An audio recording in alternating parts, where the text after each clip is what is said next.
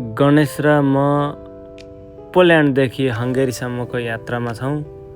यात्राको क्रममा हामी बिहानैको छ हामीहरूको फ्लाइट चाहिँ, त्यही भएको कारणले हामी बिहान N03 गाडी चढ्छौँ,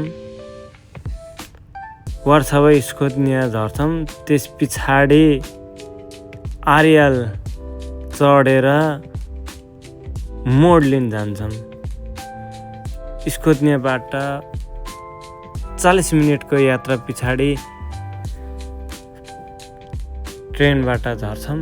ट्रेनबाट झरेको 2 मिनट उतापट्टि जाने बित्तिकै ZL बस चढ्छौँ।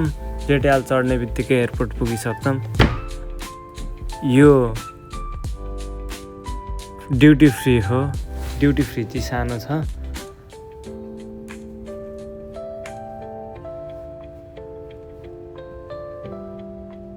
अब हामी भित्र छिरिसकेका छौँ बोर्डिङ पास लिइवरी। मेरो चाहिँ पछाडिबाट थियो अनि म चाहिँ चाँडै चढिहालेँ। गणेश अगाडि सिट खोज्दैछन्।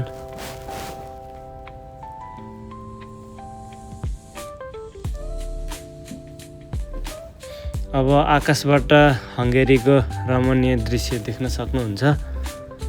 नेपालको भन्दा यो ठाउँको र पोल्यान्डको भन्दा पनि हङ्गेरीको चाहिँ भूगोल अलिकति राम्रो जस्तो लाग्यो मेरो विचारमा, किनभने समथर भूभाग भइसके पछाडि बस्तीहरू पनि बसेको देखिन्छ।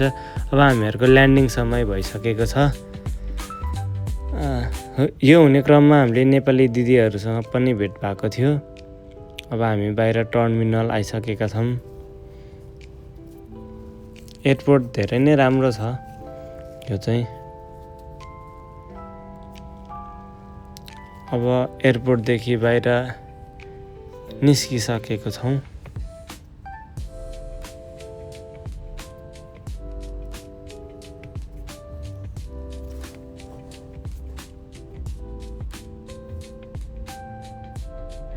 हामी चाहिँ फाइनली बुडापेस्ट एयरपोर्टबाट बाहिर निस्केर अब सिटी सेन्टरतिर जाँदैछौँ होइन।